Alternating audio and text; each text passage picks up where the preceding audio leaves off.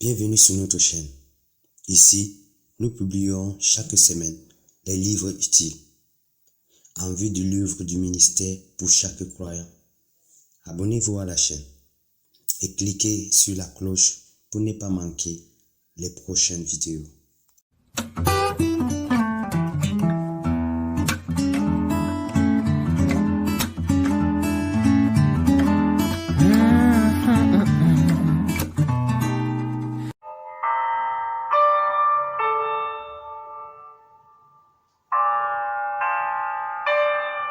Les éditions Métamorphose vous présentent La marche selon l'esprit, la marche dans la puissance par Dave Robinson.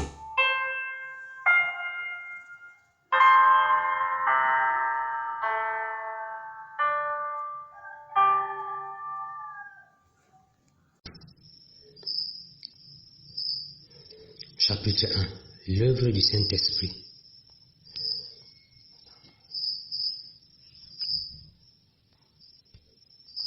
En nous. Il y a une éternité de cela, Dieu conçut un plan pour l'humanité. Un plan vaste et complexe qu'il fit jaillir du plus profond de son cœur. Tandis qu'il scrutait les siècles à venir, rien n'échappait à son infinie sagesse. Il alla d'une génération à l'autre, planifiant dans les moindres détails chaque vie qu'il apparaîtrait sur la surface de la terre. Le désir de Dieu était d'arracher des griffes du diable autant d'hommes et de femmes que possible, afin de rassembler sous son aile un peuple qu'il pourrait appeler sa famille. Quelque part dans cette planification divine, bien avant l'origine des temps, votre nom était inscrit dans la pensée de Dieu. C'est alors qu'il conçut pour vous un plan parfait, vraiment unique et différent de tout autre plan qu'il créerait. Pour toute autre personne à naître, imaginez Dieu le Père balayant de son regard l'immensité de l'espace et du terre. Il vit la période durant laquelle vous allez vivre sur cette terre. À cet instant, il décida exactement comment cet intervalle pourrait être rempli. Nous devons choisir son plan. Dieu a conçu un plan merveilleux pour chacun d'entre nous. Dans son plan, nous avons été prédestinés et devenus ses fils et ses filles à la croix. Mais une difficulté majestueuse se dresse entre les objectifs parfaits conçus par Dieu et nous. Il nous a laissé le libre choix de suivre ou non le plan qu'il a conçu pour notre vie. Dieu cherche une façon d'approcher chacun d'entre nous, afin de nous présenter le plan pacifique qu'il a pour chacune de nos vies. Ce plan commence par le message de la croix qui nous a encouragés à accepter Jésus-Christ comme Sauveur et Seigneur. Si nous acceptons Jésus, nous faisons le premier pas vers le plan que Dieu a prédestiné pour notre vie, bien avant la fondation du monde. Mais si nous le rejetons, comme l'ont fait beaucoup de ceux qui ont précédé, nous vivrons et mourrons sans avoir fait ce premier pas qui est le salut vers le plan divin pour notre existence. Lorsqu'une réunion en Inde, je contemplais la foule de plusieurs milliers de personnes devant moi. Je m'émerveillais à l'idée que Dieu avait un plan spécifique pour chaque personne de cette vaste multitude. Il, en effet, élaboré un plan parfait pour chaque être humain né depuis Adam Dieu attend seulement que chacun découvre quel est ce plan qu'il décide de lui suivre. Dans Matthieu 7, versets 13 et 14, Jésus parle de son plan éternel pour l'humanité. Entrez par la porte étroite. En effet, large est la porte et facile la route qui mène à la perdition. Nombreux sont ceux qui engagent, mais étroite est la porte difficile, le sentier qui mène à la vie, qu'ils sont peu nombreux ceux qui le trouvent. Ces paroles de Jésus montrent que la plupart des gens achèvent leur vie par un voyage final vers une éternité sans Dieu. En effet, une personne peut vivre, mourir et aller en enfer sans connaître Jésus ou accomplir le plan de Dieu pour sa vie. Mais cela a changé en rien au fait que Dieu a un plan parfait de rédemption et une mission pour cette personne. Malheureusement, certains ne l'ont jamais découvert. Mais gloire à Dieu, vous n'êtes pas obligé de faire partie de ces nombres. Si vous avez découvert la croix et faites de Jésus votre sauveur personnel, rien ne peut vous empêcher de découvrir le plan de Dieu pour votre vie. Il vous suffit de décider de lui obéir. Le Saint-Esprit prie pour nous. Ainsi, d'une manière ou d'une autre, votre nom est apparu dans le grand et merveilleux plan que Dieu a élaboré pour sa création.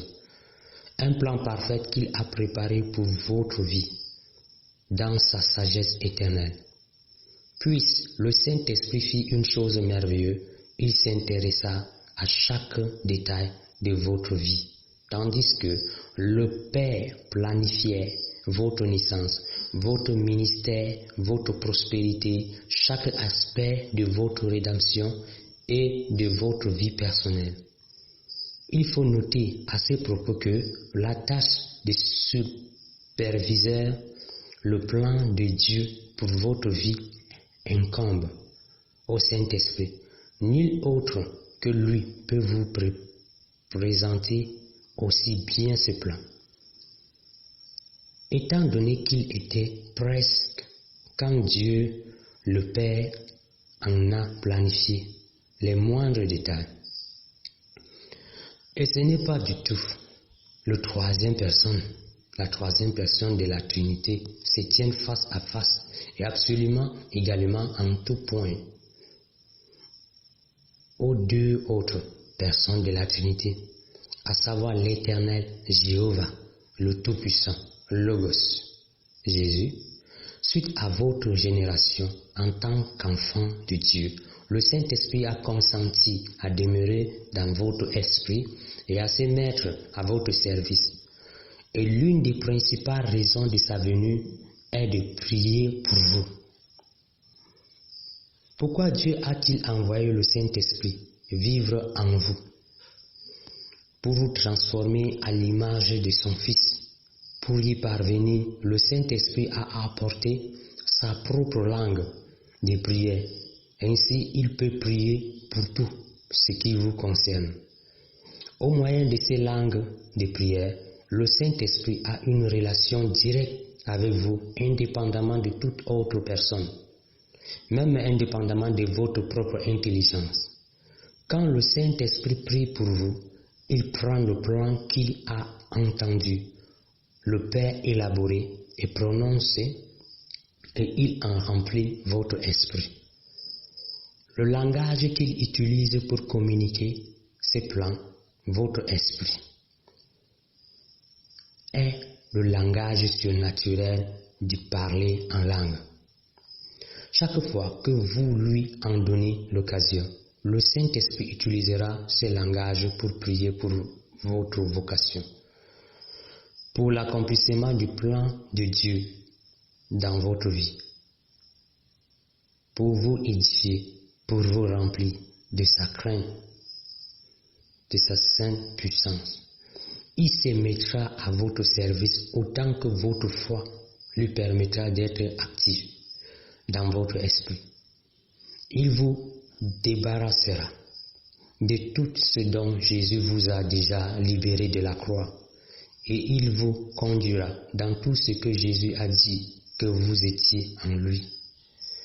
Si vous le voulez, vous pouvez aller dans votre chambre et prier dans cette langue surnaturelle pendant 2 heures, 4 heures et même 12 heures.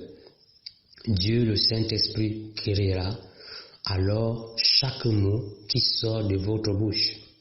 Mais c'est à vous de choisir de prier, non à chaque fois que vous déciderez de prier. Vous en ressortirez plus édifié à propos de son plan et ses buts pour votre vie que vous ne le seriez si vous ne l'avez pas fait. Le plan que Dieu a pour vous vient de l'Esprit. Le Saint-Esprit est en vous.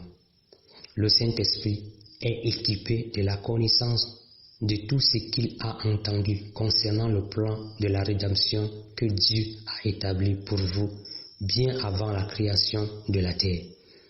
Chaque fois que le Saint-Esprit sonde votre cœur, il le fait avec l'intention de prier pour que ce plan, la pensée de Dieu pour vous, se réalise dans votre vie.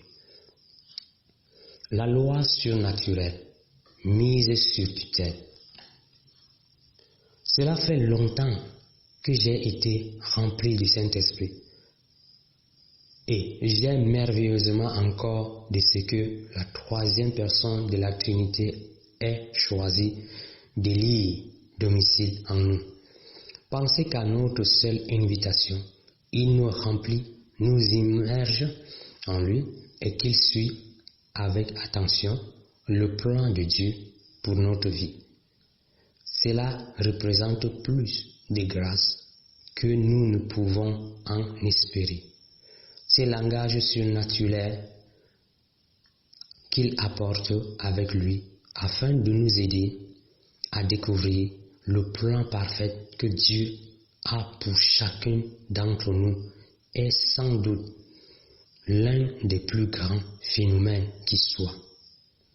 La loi surnaturelle régit les circonstances qui nous entourent, faisant contribuer les choses en notre faveur ou en notre défaveur, que nous soyons riches ou pauvres, en bonne santé ou malades, heureux ou tristes. Plus nous découvrons le plan de Dieu pour nous, plus le Saint-Esprit, qui est l'exécuteur de la loi spirituelle, sera capable d'ajuster cette loi naturelle dans nos vies. Dieu a conçu la loi naturelle pour être ajustée à la loi spirituelle. Le plan divin pour nos vies doit être compris en tant que loi spirituelle, en tant que donnée que ce plan divin pour nos vies vient du cœur même de Dieu. Quand nous passons du temps à prier en langue, peu importe la durée, nous découvrons des secrets divins ou des lois spirituelles. Le Saint-Esprit utilise alors cette loi pour veiller à ce que les circonstances, les lois naturelles soient alignées sur le plan et le but de Dieu pour nos vies. Si nous prions avec persévérance, les choses non compatibles avec le plan de Dieu ne tarderont pas à disparaître. Un jour, je demandais au Seigneur, pourquoi nous as-tu donné un langage de prière si bizarre? Voici ce qu'il a dit à mon esprit. Un langage qui contient le vocabulaire nécessaire à exprimer tout ce que je suis en vous par Jésus-Christ n'a jamais existé parmi les hommes. Étant donné qu'aucune langue n'a un tel vocabulaire, j'ai dû créer ma propre langue. Et vous le préférez pendant votre séjour sur terre. Je vous l'ai seulement prêté, juste qu'à ce que vous veniez au paradis.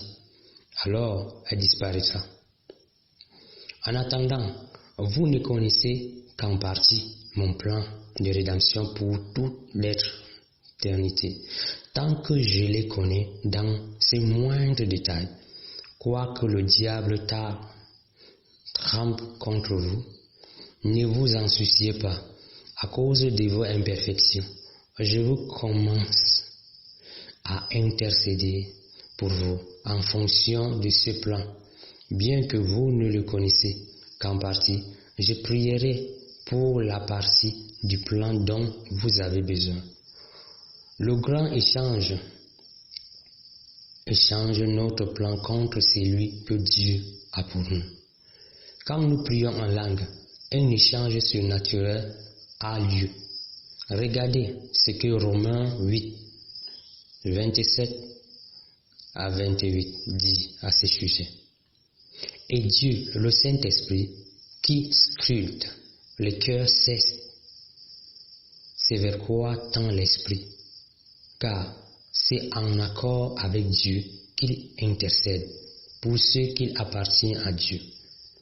Nous savons en outre que Dieu fait concourir toutes choses au bien de ceux qui l'aiment, de ceux qui ont été appelés conformément au plan divin.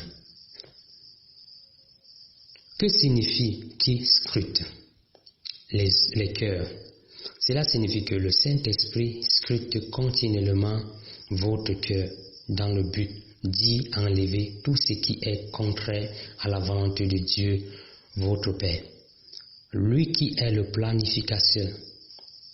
Puis le Saint-Esprit remplace tout ce qui a été enlevé par le plan nous concernant, un plan qui a entendu de la bouche même de Dieu.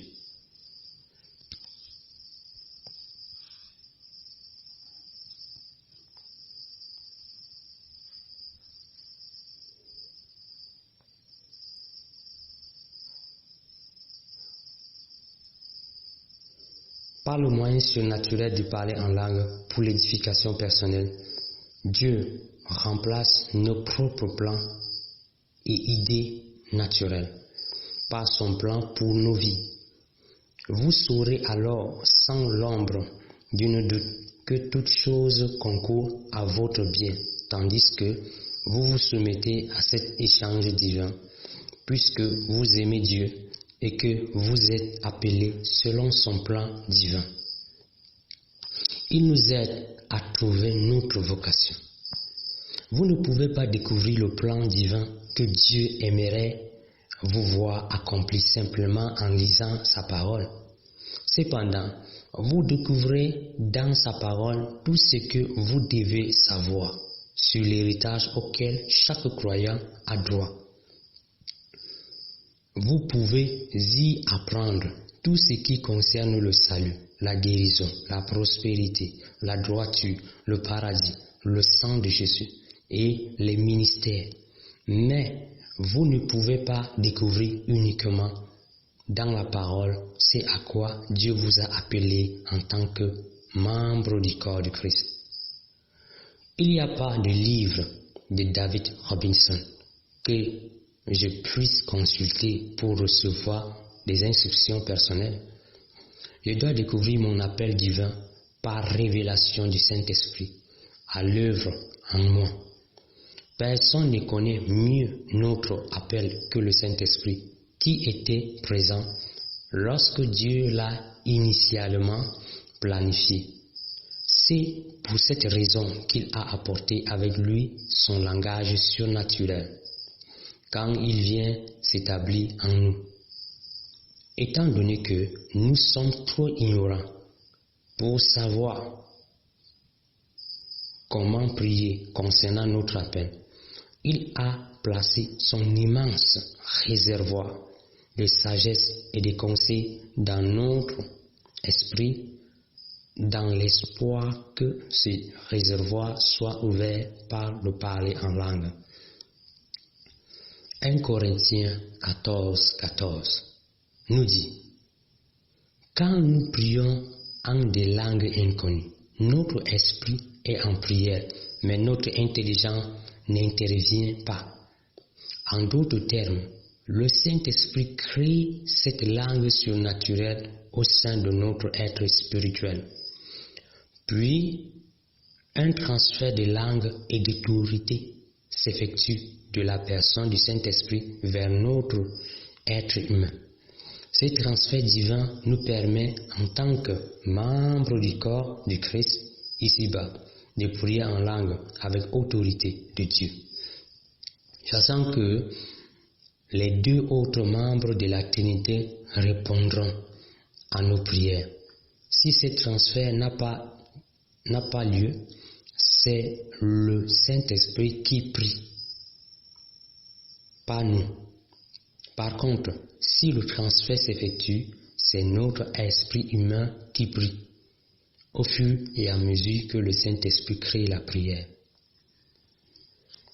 La voix de Dieu sont les merveilleux. La voix de Dieu sont les meilleurs.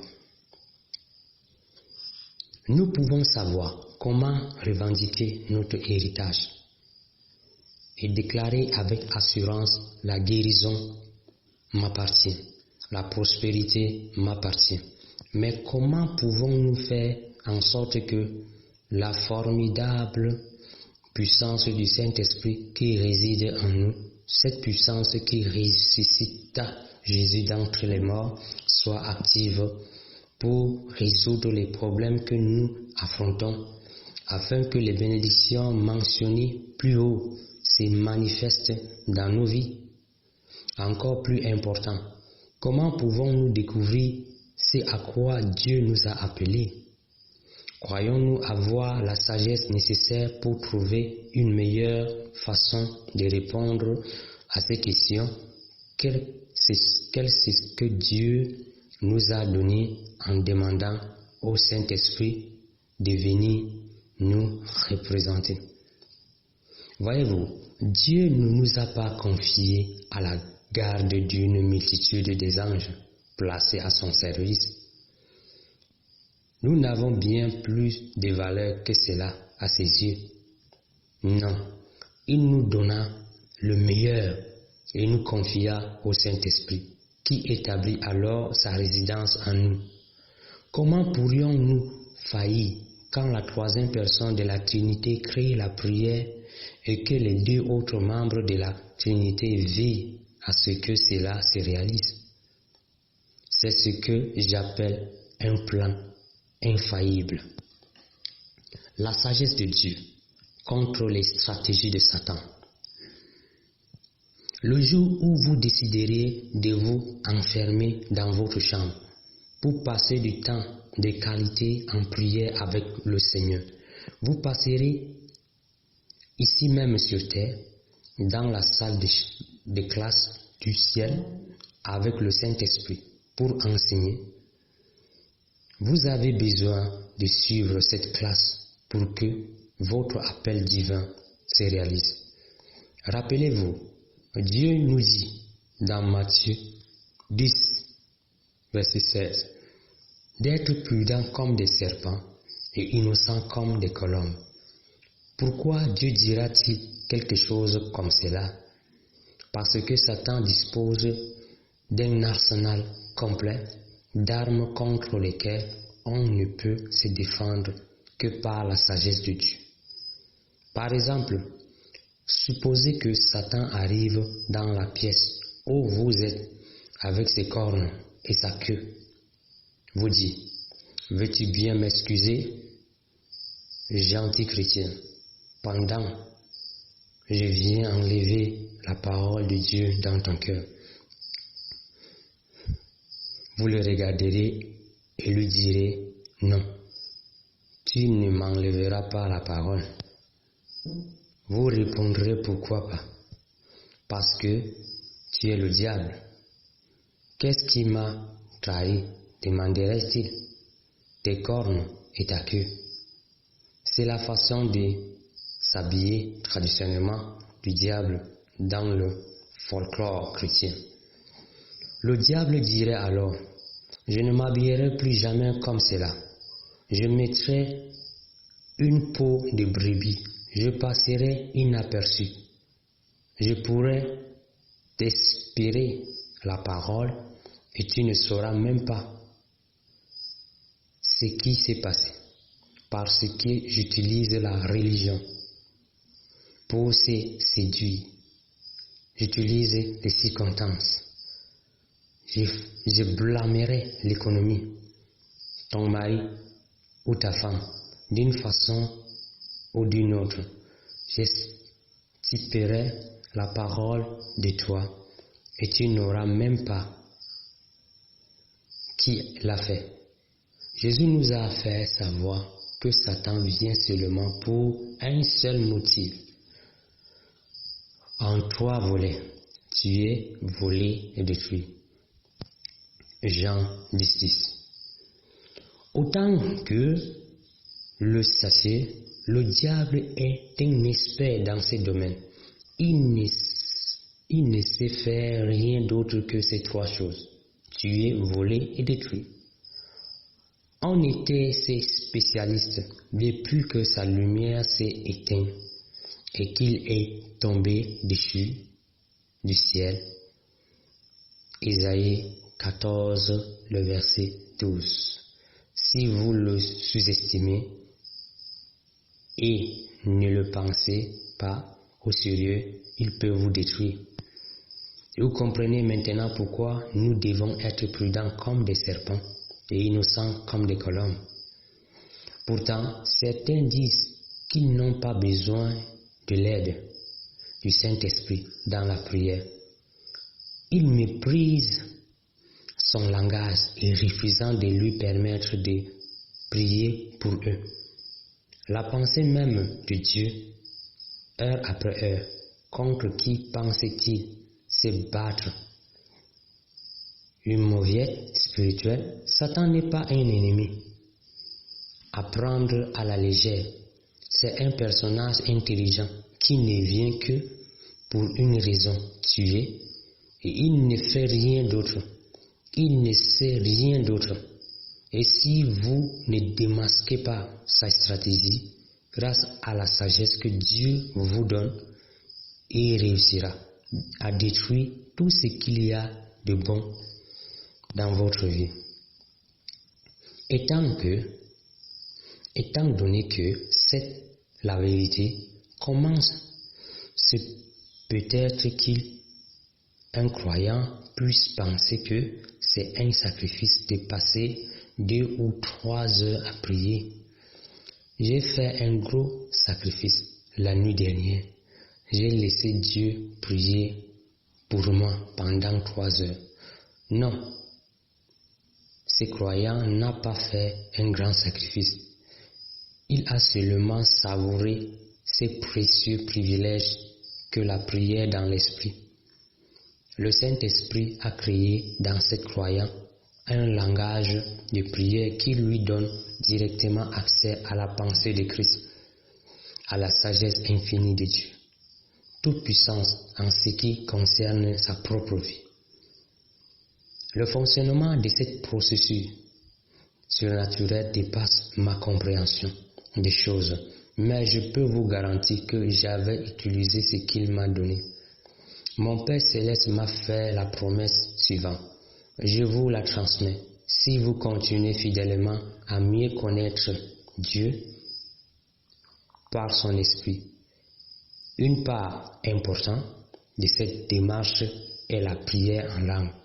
D'ici 5 ans, vous ne serez plus la même. Personne n'attend pas 3 ou 4 ans avant de le faire, car vous risquerez de le regretter en arrière, en vous lamentant de ce que rien ne change, que chaque mois est exactement comme le suivant. Vous le serez alors frustré, car vous resterez le même que vous étiez auparavant.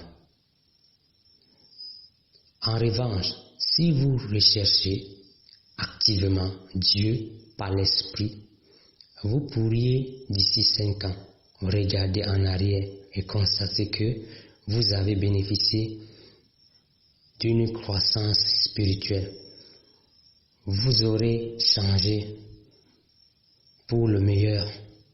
Vous commencerez alors à connaître personnellement Jésus tel que le Saint-Esprit vous le révèle. Vous serez en bonne foi de réaliser votre appel divin, tandis qu'il se découvre sous vos yeux.